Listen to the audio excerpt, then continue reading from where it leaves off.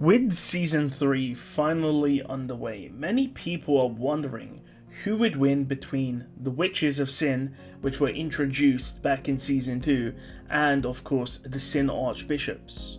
We know that both the Witches and the Sin Archbishops are essentially disasters to the world. So the question is, who is stronger?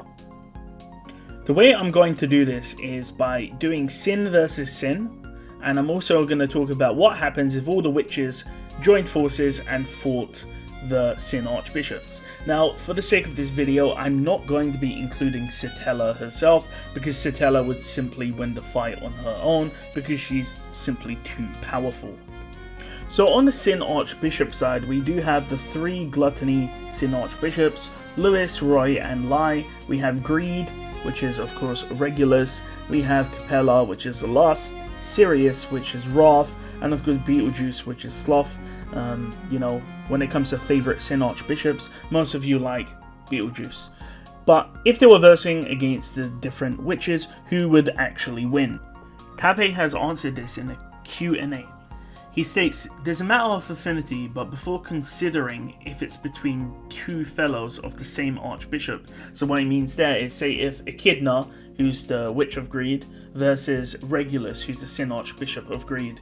So in a one-on-one fight, he talks about how it would probably be a 50-50 chance of winning or losing.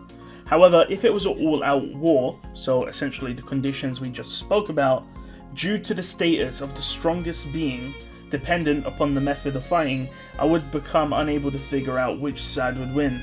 However, Regulus has a high chance of being the sole winner. So essentially, even though there's a chance Regulus could lose, overall, with the greatest likeliness, Regulus in this all-out war would actually win the fight and survive.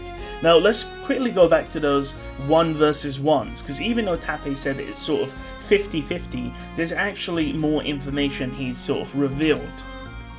Moving to Gluttony, Tape has stated that if there was a fight between Lybat and Kaitos, Roy Alphard and Lewis versus Daphne, the Witch of Gluttony, then it would probably be a tie, because they have a sort of equal matchup.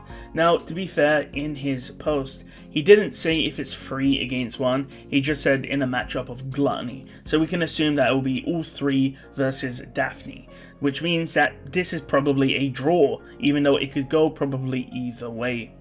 Tape also added that if they were to fight, they would probably argue over their different tastes in food. When it comes to Greed, Regulus Cornelius obviously beats Echidna with ease. Even though Echidna has a mastery over magic, there's nothing much she can really do to Regulus. In fact, Tape has stated that Regulus will not like Echidna at all due to the way she talks, and as a result, Regulus will simply blow her up into different pieces. For Lust, between Carmilla and Capella, Tape has stated that they would probably fight because they don't like each other's personalities. However, Tape makes it very clear that it would be a very narrow victory for Carmilla, which means that Capella would actually lose the fight, which is quite amazing when you think about it, because Capella is quite intelligent. However, Carmilla does have a hatred for humans. Between the two sloths, Tape made it very clear that they would start arguing due to the fact that Beetlejuice only cares about the Witch of Envy, Satella, which means that he would start fighting with Sloth because she's a different witch, and then Sekhmet will essentially one-tap Beetlejuice. In the final battle between the Witch of Wrath, Minerva, and of course Sirius, the Sin Archbishop of Wrath, Tape has made it very clear that Sirius would easily win this fight. That's because Minerva simply can't deal any damage.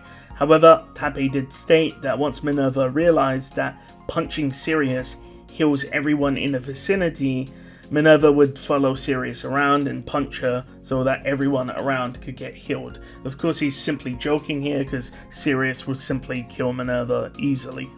So overall, the Sin Archbishops versus the actual witches seems to be quite balanced, with essentially 2.5 victories for each team. So, not too bad. Now, you would notice I have not included people like Hector, who's of course the Warlock of Melancholy, or Pandora, the Witch of Vainglory. and of course I've done that for a certain reason, because we don't really know the true extent of their power, and Tappei hasn't really elaborated on it. On the subject of Pandora, is a common misconception that people think that Pandora is strong. She's not. Tappei already stated that even a young Emilia was able to easily kill Pandora. She just has insane hacks, which allows her to sort of rewrite reality in some sort of capacity. However, Pandora is not really a strong character. So, regarding the if fruits, we do know that in one if fruit, Subaru actually does become the SIN Archbishop of Pride. So let's say in this route, if Subaru, the SIN Archbishop of Pride, was to fight Typhon, what would happen? Well, we know Typhon's authority works on guilt. So if you're not guilty about your actions, then you probably wouldn't be affected. We know Pride if Subaru actually held some convictions, and I don't feel like he would be affected by the authority of Pride. We also know that there are some individuals who are unaffected by her authority, as seen in the trial that was under Stella, and Liliana was an example of someone who was not affected by it.